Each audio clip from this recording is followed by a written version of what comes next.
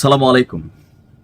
আজকে বাংলাদেশের একজন আপসহীন নেত্রী বেগম খালেদা জিয়া তিনি মৃত্যুবরণ করেছেন। সো বিএনপি নেতাকর্মীদের জন্য আজকে দিনটা খুবই শোকের এবং কি বা দুঃখের দিন হিসেবে আমার কাছে মনে হয়। অন্তত আজকের দিনে এই কাজটা আমার কাছে কেন জানি মনে হয় যেটা উচিত হয় নাই।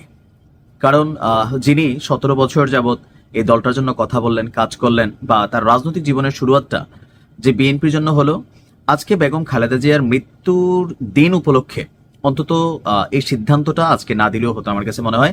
কারণ বিষয়টা অবশ্যই ব্যারিস্টার রুমিন ফারহানার জায়গায় যেই থাকতো তার কাছে নিশ্চয়ই খারাপই লাগতো। মাঝে মাঝে মনে হয় যে সিদ্ধান্তগুলো আসলে কে বা কারা নেন। শুধুমাত্র রুমিন ফারহানা না, আজকে বিএনপির বেশ কয়েকজন নেতাকর্মীকে বহিষ্কার করা হয়েছে।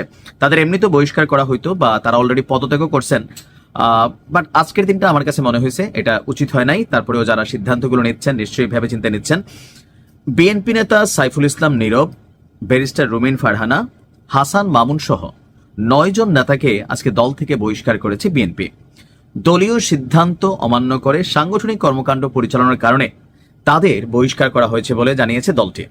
সন্ধ্যায় এক বিজ্ঞপ্তিতে এই তথ্য জানানো হয়েছে। জাতীয় নির্বাহী কমিটির সহ আন্তর্জাতিক বিষয়ক সম্পাদক ব্যারিস্টার রুমিন ফারহানা, জাতীয় নির্বাহী কমিটির সদস্য মোহাম্মদ গিয়াসউদ্দিন, মোহাম্মদ শাহ আলম, হাসান মামুন, আব্দুল খালেক, কেন্দ্রীয় ছাত্রদলের সাবেক সহসভাপতি, বাংলাদেশ হিন্দু বৌদ্ধ খ্রিস্টান কল্যাণ ফ্রন্টের মহাসচিব তরুণ দে, ঢাকা মহানগর উত্তর বিএনপির সাবেক আহ্বায়ক সাইফুল ইসলাম নীরব, সিলেট জেলা বিএনপির সহসভাপতি মামুনুর রশিদ এবং ব্রাহ্মণবাড়িয়া জেলাধীন বাঞ্ছারামপুর উপজেলা বিএনপির সভাপতি কৃষিবিদ মেহেদী হাসান পলাশ, তাদের প্রত্যেককে আজকে বহিষ্কার করা হয়েছে। এই নেতাদের বাংলাদেশ জাতীয়তাবাদী দলের প্রাথমিক সদস্য পদ সহ সকল পর্যায়ের পদ থেকেই বহিষ্কার করা হয়েছে। তো আমি কেন ভিডিওটা করলাম, আমার কাছে মনে হয়েছে যে আজকের দিনটাতে আসলে এমন ধরনের কোনো সিদ্ধান্ত নেওয়া উচিত ছিল না, যেহেতু তারাও বিএনপির নেতাকর্মী। আর বাংলাদেশের রাজনীতিতে বেগম খালেদা জিয়ার যে অবদান অথবা দলীয় নেতাকর্মীর কাছে ওনার প্রতি যে শ্রদ্ধা, ভালোবাসা, সম্মান, সেটার দিকে খেয়াল করে আজকে এই সিদ্ধান্তটা না নিয়ে আগামীকালকে অথবা আরো 2-1 দিন পরে নিতে পারতো। যেহেতু ওনার মৃত্যুটা তারা দীর্ঘদিন দল করেছে, তাদের কাছে আজকের দিনটা একটু ভিন্ন রকম ছিল।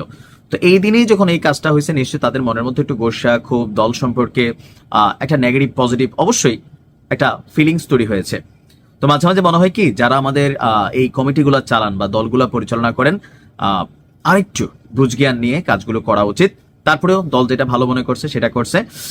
আর আমরা দোয়া করি আল্লাহ যেন বেগম খালেদা জিয়ার জাগতিক সকল গুনাহকে মাফ করে দিয়ে ওনাকে জান্নাতুল ফেরদাউস আপনার দান করেন।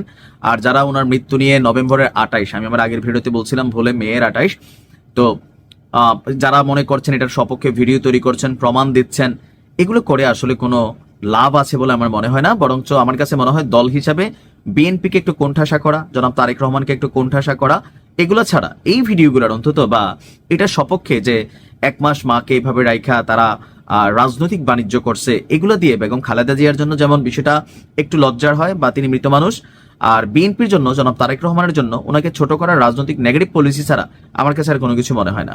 আল্লাহ সবাইকে বোঝার তৌফিক দান করুন। আসসালামু আলাইকুম।